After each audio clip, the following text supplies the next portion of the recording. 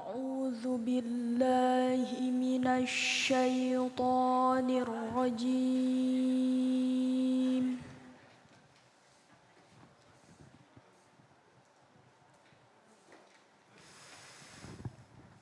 بسم الله الرحمن الرحيم.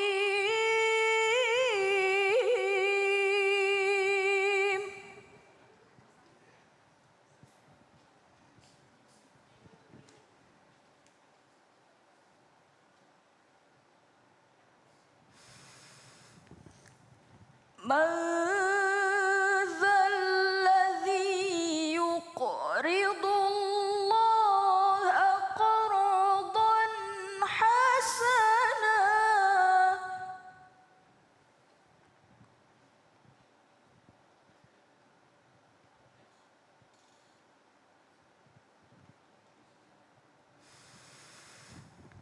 يقرض الله قرضا حسنا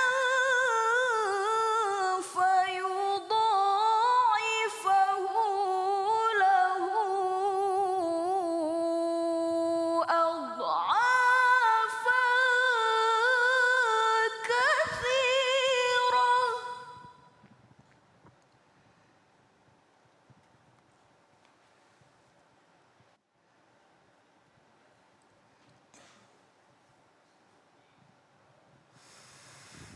والله يقبض ويبسط وإليه ترجعون. صدق الله العظيم.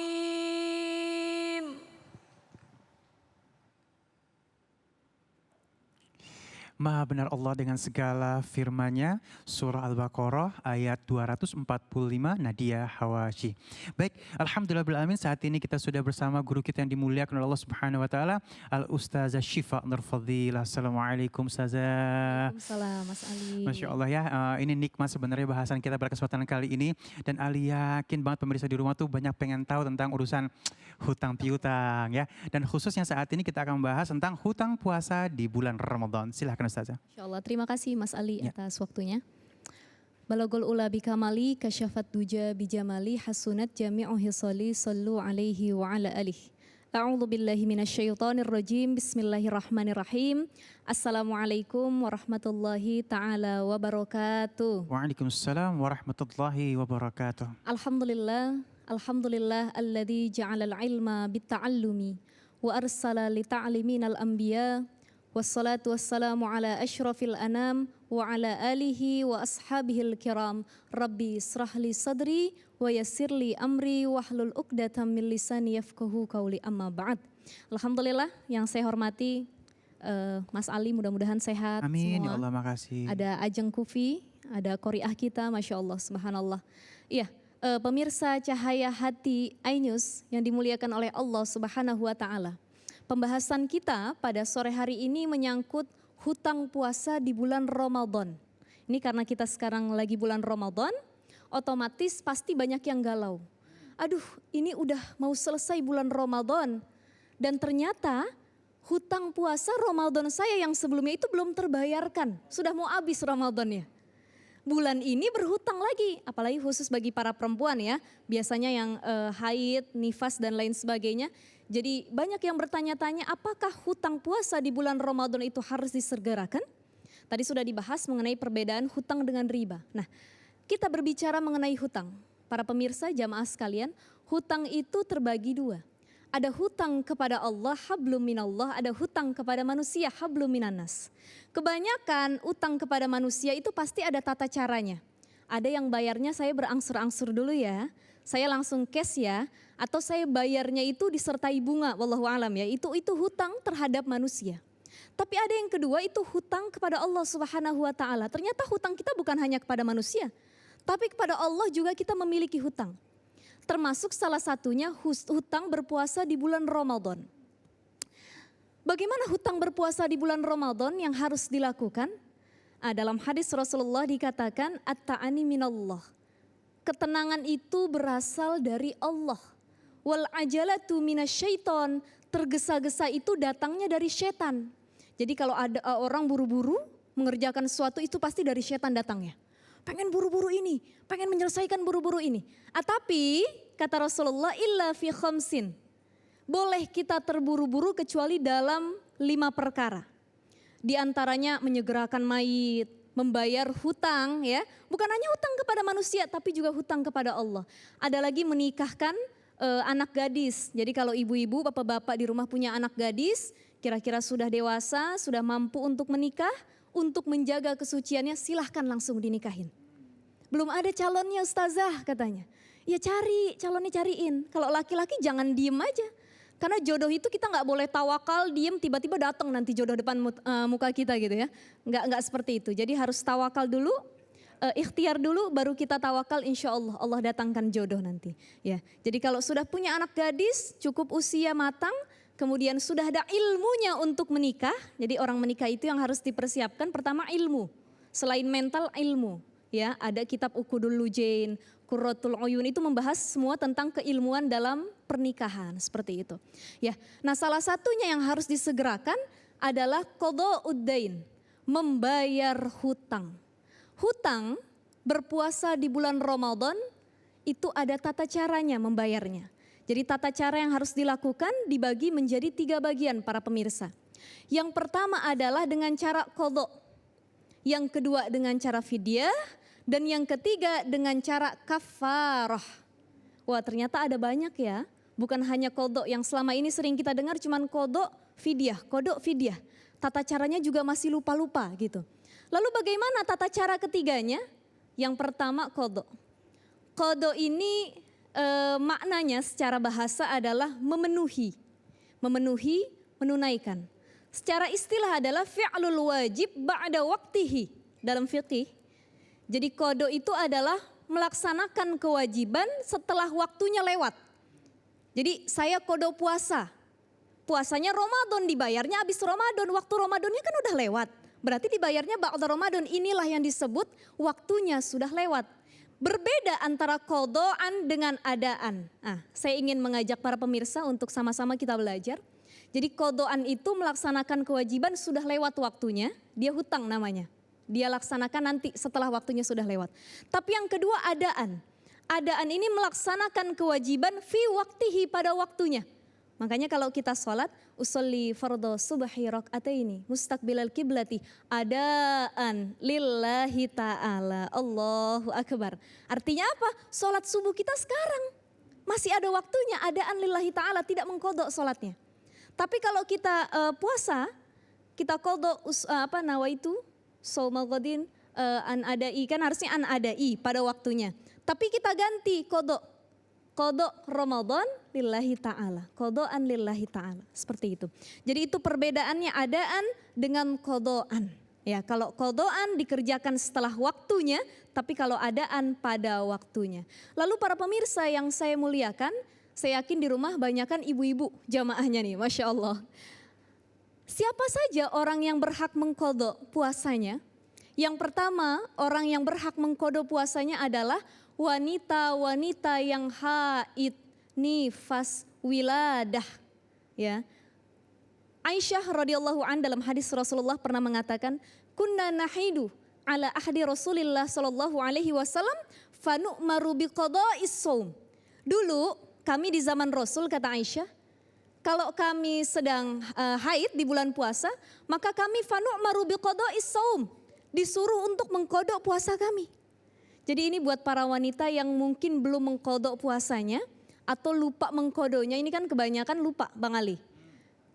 Haidnya 10 hari, yang dibayar baru 7 hari. Ini saya 10 atau 7 hari ya? Kalau bisa dicatat agar tidak terlupa, karena ini hutang kepada Allah Subhanahu wa ta'ala. Jadi yang pertama adalah wanita haid dan nifas. Kalau dia haid di pertengahan hari, apa yang harus dilakukan? Puasanya masih dilanjut atau batal? Batal puasanya. Jadi haram baginya meneruskan puasanya padahal dia haid di siang hari. Seperti itu. Bagaimana kalau haidnya 10 menit lagi mau buka? tetap batal puasanya. Kecuali melewati maghrib sudah buka dia baru puasanya itu dianggap sah seperti itu. Masya Allah. Yang kedua, orang yang boleh mengqadha itu adalah orang yang hamil atau menyusui. Al-hamilu wal muradi. Rodo'ah ya, orang yang sedang dalam masa penyusuan. Jadi orang yang hamil, orang yang menyusui dia boleh mengqadha. Imam Asy-Syafi'i mengatakan orang yang hamil dan menyusui ini punya 3 keadaan. Pertama, kalau dia hamil dan menyusui, kemudian dia meninggalkan puasa Ramadannya, dia mengqadha nanti setelah Ramadan. Jadi dia tidak puasa karena alasan pertama dia takut membahayakan dirinya kalau puasa. Aduh kalau saya puasa saya takutnya nggak sanggup nih, lagi ngidam, lagi hamil nanti muntah-muntah. Itu takut akan dirinya, maka dia wajib mengqadha, tidak usah fidyah. Keadaan yang kedua, kalau dia takut akan dirinya dan anak dalam kandungannya atau anak yang sedang disusuinya, maka dia juga wajib qadha tanpa fidyah. Ya, jadi 2 keadaan. Kalau takut bahaya akan dirinya, wajib qadha saja. Takut bahaya akan diri dan anaknya, wajib qadha saja. Nah, wal mas'alatus salasah, masalah yang ketiga. Kalau dia cuma takut doruroh bahayanya kena sama anaknya saja, tapi tidak takut untuk dirinya, maka di sini dia bukan hanya qadha tapi juga wajib fidyah. Seperti itu. Jadi orang yang sedang hamil atau menyusui, kemudian orang yang sedang sakit, ya, di pertengahan dia sakit, dia muntah, boleh batal puasanya, mengqadha dia seperti itu. Nah, yang kedua adalah fidyah. Fidyah itu apa sih? Al-badalul ladzi yatakhallasu bihil mukallaf an makruhin tawajjaha ilaih. Jadi fidyah itu adalah salah satu hutang kekosongan mukallaf yang mana larangan yang berlaku padanya itu harus dia bayar gitu ya. Jadi yang tadi sudah disebutkan salah satu orang yang bayar fidyah itu adalah wanita yang hamil atau menyusui. Dia takut doruroh untuk si anaknya tapi tidak untuk dirinya. Yang kedua orang yang fidyah, yang wajib fidyah itu adalah salah satunya adalah orang yang tua renta. Sudah tua, tidak ada kemampuan untuk berpuasa di bulan Ramadan yang akan datang, maka dia wajib fidyah. Selanjutnya yang ketiga adalah orang yang sakit dan tidak ada harapan untuk sembuh. Masya Allah Bang Ali, kesian yang begini ya. Mudah-mudahan teman-teman kita juga yang kena COVID Allah sehatkan kembali gitu ya. Belum lama saya dengar kabar, kata WHO COVID-19 tidak akan hilang katanya. Waduh, kita jadi harus adanya new life gitu ya, kehidupan baru. Normal itu seperti apa ya? Seperti ini menghadapi COVID. Nah, nauzubillah, mudah-mudahan jangan gitu kan. Nah, lalu bagaimana cara membayar fidyah? Cara membayar fidyah itu para imam sepakat, para jumhur ulama, hitungannya adalah 1 sok. 1 sok itu sekitar 4 mud. Nah 4 mud itu adalah 675 gram beras. Kalau di zaman Rasul itu sekitar 2 tangan Rasul. 2 tangan Rasul itu disebutnya 1 mud. 1 mud ya. 4 mud itu adalah 1 sok. Jadi kalau dikonvert ke sekarang, dunia modern sekarang, zaman modern seperti ini. Jadi membayar orang fidyah itu adalah sekitar 2,75 gram beras. Jadi sekitar itu ya, jadi 1 hari ditinggalkan puasa 2,75 gram, 75 liter beras gitu ya. 3 hari dikalikan saja, 10 hari dikalikan saja. Jadi itu cara yang kedua, puasa, hutang puasa yang bisa kita bayar kepada Allah itu dengan cara fidyah setelah qadha. Dan yang ketiga adalah kafarah. Kafarah itu maknanya kata Imam An-Nawawi adalah as-sitru, menutup. As-sitru anil dzunub, menutupi dari dosa-dosa kita. Siapa orang yang wajib kafarah? Nah, orang yang wajib kafaroh itu adalah orang, mohon maaf bahasanya agak sedikit vulgar, yang bercampur dengan pasangan atau suami dengan istri bercampur pada siang hari di bulan Ramadan. Maka mereka wajib membayar kafaroh kalau bercampurnya karena disengaja. Tapi kalau karena lupa bagaimana? Nah, ulama berbeda pendapat. Imam Syafi'i, Imam Hanafi mengatakan kalau mereka lupa maka tidak wajib qadha, tidak wajib fidyah. Ya, tidak wajib kafaroh. Tapi kalau misalkan Imam Malik mengatakan kalau mereka lupa, mereka wajib qadha saja. Imam Hambali mengatakan kalau mereka lupa, mereka harus qadha juga, kafaroh juga. Bagaimana ukuran kafaroh itu? Kafaroh itu adalah yang pertama dengan memerdekakan budak. Kalau zaman sekarang nggak ada budak ya, Masya Allah. Yang kedua adalah puasa 2 bulan berturut-turut. 1 bulan aja udah kegoda sama bini sendiri, ya. gimana 2 bulan gitu kan, Masya Allah. Dan yang ketiga adalah dengan memberi makan fakir miskin sebanyak 60 orang fakir miskin. Lalu itu pilihan atau harus dikerjakan semua? Sebagian ulama mengatakan itu pilihan, tinggal pilih salah satu. Ya sebagaimana hadis Rasulullah SAW, kamu mampunya yang mana maka bayar dengan yang tersebut. Tapi kalau tidak mampu semuanya, lebih afdol semuanya. Tapi kalau tidak mampu maka pilih salah satunya. Seperti itu ya, Masya Allah. Jadi itulah Bang Ali, ada qadha, ada fidyah dan ada kafaroh. Salah satu bagaimana tata cara yang harus dilakukan ketika kita membayar hutang puasa kita kepada Allah Subhanahu wa taala. Jadi teman-teman yang masih punya hutang puasa, baik yang haid, nifas atau mungkin yang bercampur dengan istrinya ya, cepat cari-cari ilmunya, cepat bayar karena Allah masih kasih umur kepada kita. Takutnya udah nggak ada umur, kita tidak bisa membayarnya lagi, itu jadi dosa nanti di akhirat buat kita. Wallahu a'lam bishawab. Na'udzubillahi min zalik. Masya Allah, terima kasih Ustazah ya. Aduh ya, kalau misalnya ada yang mungkin dicatat lah biar jelas gitu ya. Dan kalau bisa di catatan tersebut gampang dicari. Udah catatannya susah dicari, lupa juga ntar ya. Naudzubillah min zalik. Baik, dan sesaat lagi ini gak kalah seru subtema kita ya, Masya Allah ya. Bahaya hutang yang gak dibayar seperti apa. Nanti kita akan bertemu guru kita Al Ustadz Abdurrahman Jailani. Tetap bersama kami di Cahaya Hati Indonesia Ramadan.